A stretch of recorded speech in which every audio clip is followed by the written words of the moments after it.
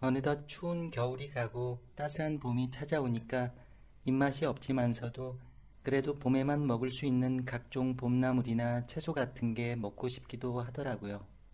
이때가 아니면 못 먹는 봄나물이니까요.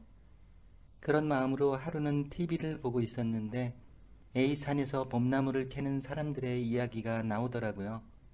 보니까 사 먹기도 힘들 정도로 귀한 산나물들이 가득했고 A산 정도면 우리 집에서 차 타고 3시간을 가면 되는 거리라서 나도 한번 가봐야겠다 마음을 먹게 되었답니다.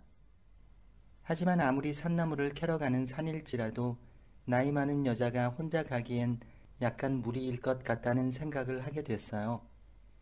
그렇지만 그냥 전 혼자 산나물을 캐러 가게 되었죠. 어느덧 산 앞에 색이 정말 푸르고 울창한 산에 다다랐고 다양한 산나물을 캘 생각에 마음은 부풀어 있었습니다. 산에는 산내음이 가득했고 저도 본격적으로 주위에 가득한 각종 나물들을 캐기 시작했죠. 귀한 산두릅까지 발견했고 다양한 나물을 캐는데 정신 팔리다가 어느덧 많이 경사진 곳으로까지 가서 나물을 캐기 시작했습니다. 약간은 좀 위험한 곳이었지만 인적이 드문 곳이었는지 다른 곳에 비해 산나물들이 더 가득하더라고요. 그때였어요. 비탈진 곳에 발을 딛고 나무를 캐다가 그만 미끄러져서 저는 아래로 구르기 시작했고 정신을 잃게 되었답니다. 누군가에게 도움을 요청할 수도 없이 순식간에 일어난 일이었습니다. 이제는 정말 죽었다는 생각밖에 들지 않았어요. 그리고 기절을 한 것 같은데 눈을 떠보니 어느 집 아닌 것 같더라고요. 보니까 익숙한 집은 아니고 모르는 사람의 집인데 집안에 다양한 약초가 걸려 있었고 약초로 담근 술병이 보이더라고요. 저는 무거운 몸을 간신히 일으켰고 앉은 몸으로 방문을 열어보니 웬 남정네가 장작을 패고 있지 뭐예요. 저는 깜짝 놀라서 다시 방문을 닫아버렸는데 밖에서 장작을 패던 그 남자가 저보고 일어났냐고 물어보지 뭐예요. 그러면서 지금은 다리에 무리가 가면 안 되니까 괜히 움직이지 말라고 주의를 주더라고요. 그제서야 제 양다리를 보니 제 다리에 붕대가 칭칭 감아져 있고 나무까지 대어놨더라고요. 보아하니 저 남자가 저를 구해준 듯 싶었답니다. 저는 다시 방문을 열었고 그 남자를 제대로 쳐다보지도 못한 채 대체 어떻게 된 거냐고 물어봤습니다. 그 남자가 하는 말이 약초를 캐러 갔다가 쓰러져 있는 저를 발견하고 여기로 데리고 왔다고 하더라고요. 그래서 전 정말 고맙긴 한데 이제 더 이상의 신세는 지기 어려워서 병원으로 갔으면 좋겠다고 말했습니다. 그 남자는 자기도 그렇게 하고 싶은데 여긴 워낙 산세가 험하고 아마 그쪽을 데리고 병원으로 가려면 헬기를 불러야 될 것이라고 하지 뭐예요.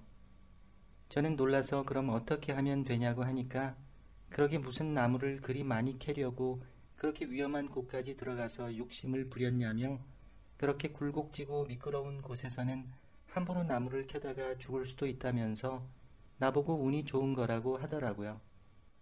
그때 갑자기 목이 말라 몸을 반대쪽으로 잠시 틀어 물 좀 마시고 싶다고 말하는데 갑자기 몸이 뻐근한 게 너무 아프더라고요. 그래서 저도 모르게 그만 약간의 아프다는 소리를 냈더니 그 남자는 움직이지 말라고 했는데 참 말 안 듣는다면서 그냥 그 자리에 아까처럼 누워있으라고 하더라고요. 지금은 전후 사정 다 필요 없고 몸이 안 좋으니 일단은 누워야겠다 생각했어요. 그래서 그 자리에 다시 누웠는데 왜 자꾸 졸린 건지 저도 모르게 잠이 들고 말았죠. 그러다가 눈을 떴는데 밖에선 산짐승 같은 소리도 들리고 별의별 소리가 다 들리더라고요. 너무 무서워서 잠시 방문을 열어보니 어느덧 밤이 찾아왔고 가로등 하나 없이 깜깜한 어둠이었답니다. 저는 너무 무서워서 그 남자를 찾기 시작했는데 저보고 죽을 끓여놨으니 지금 갖다 준다는 소리가 어딘가에서 들렸답니다. 앞은 안 보이고 소리만 들렸어요. 그리고는 얼마 뒤 상을 들고 제 방으로 왔는데 죽을 쏘아 왔더라고요. 그 남자는 당분간 죽을 먹으면서 이 약도 함께 먹으라며 종이에 쌓인 약 같은 걸 내밀었습니다. 저는 이 약은 뭐냐고 하니까 자기가 약초꾼이라면서 이렇게 몸에 멍이 들고 삐었을 때는 이 약초를 먹으면 금세 호전된다며 먹으라고 했답니다. 그래서 전 그 약초꾼이 말한 대로 그 약과 함께 죽을 먹었고 다시 한번 약초꾼에게 고맙다는 인사를 전했죠. 그리고는 전 아까부터 핸드폰을 찾아봤는데 안 보인다고 하니까 자기가 발견할 때부터 핸드폰은 주위에 없었다고 하더라고요. 그래서 전 전화 좀 쓸 수 있냐고 하니까 그 남자가 하는 말이 여긴 보다시피 전기도 제대로 안 들어오고 전화는 더더욱 없다고 말하며 내일 약초 캐러 나갈 때 제가 쓰러진 장소에서 핸드폰을 찾아봐 준다고 하더라고요. 그래서 여기에는 전화가 없냐고 하니까 산에서 혼자 사는 약초꾼이 무슨 전화가 필요하냐며 이렇게 산지 오랜 세월이라고 했답니다. 이 사람 보니까 정말 어딘가에서 본 것 같았어요. TV에서 본 그 느낌이었죠. 수염은 잔뜩 기르고 몸은 까맣게 태워져서 힘도 좋아 보이고 꼭 나는 자연인이다에서 나올 법한 사람 같아서 저는 그 남자에게 혹시 거기에 나오지 않았냐고 물어봤습니다. 그러자 그 남자는 그런 프로가 있냐면서 자기는 TV도 안 본다고 하지 뭐예요. 저는 이런 모습이 너무 신기해서 혹시 지금이 몇 년도인지 아냐고 물으니 2015년 아니냐며 누굴 바보로 아냐고 하길래 저는 그 남자에게 그런데 어쩜 그렇게 문명과 동떨어져 생활할 수 있냐고 물었습니다.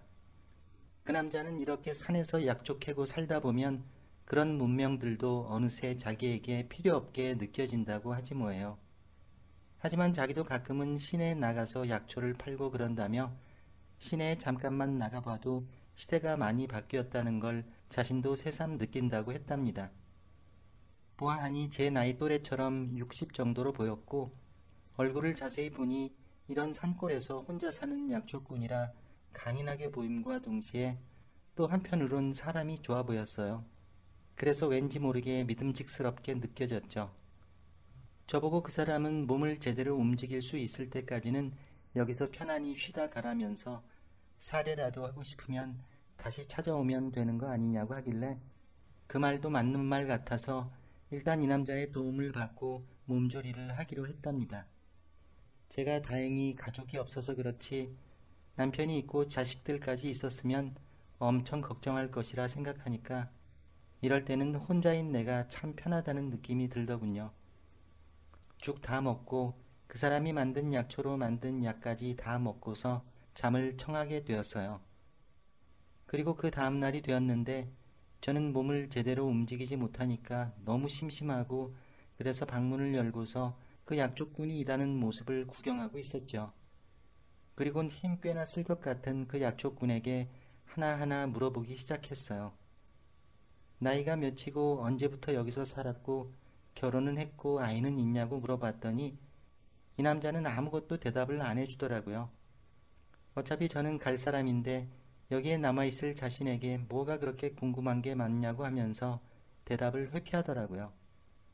말을 안 해줘서 그런지 더욱더 이 남자에게 궁금한 게 많아졌고 저를 살뜰히 챙겨주는 이 남자에게 괜스레 더 마음이 갔어요. 그러다가 저는 대체 이곳엔 사람 한 명이 안 보인다고 하니까 그렇다면서 여기에 집 짓고 사는 사람이 있다는 거 아는 사람 드물 거라 하더군요. 그래서 전 이렇게 산속에서 혼자 살면 무섭지 않냐고 하니까 무섭긴 뭐가 무섭냐며 어차피 자기는 산과 결혼한 사람이라서 그런 거 모른다고 하지 뭐예요. 아무튼 도시 속에서 살아온 내가 이런 남자와 여기서 엮여 있다는 게 신기하기도 했고 뭔지 모르게 저 남자에게 내가 갖지 못한 이질적인 요소들이 많으니 60이 다 된 나이에 주책맞게 호감이 가기 시작했어요. 그렇게 하루가 가고 이틀이 가고 일주일쯤 여기서 머물게 되었고 또다시 밤이 찾아왔답니다. 그 약초꾼은 여느 때처럼 제 상처 부위를 봐주고 약초도 챙겨주며 음식도 차려주었으며 하루에 많게는 3번까지도 제 상태를 체크해 주었죠. 그러면서 제게 하는 말이 오늘이 마지막 밤이 될 것 같다면서 내일쯤이면 자신과 함께 이곳에서 내려갈 수 있을 거라고 하더군요. 그 말이 좋게 들리면서도 왜 이렇게 서운하게 들리는지 그냥 뭔지 모르게 아쉬운 마음이 들었어요. 저는 그냥 다행이라고 말을 했어요.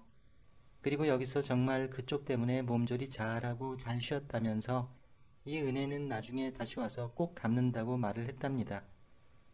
그렇게 다음 날이 찾아왔고 저는 이제 두 발로 산을 내려갈 수 있을 정도로 완치가 되었답니다.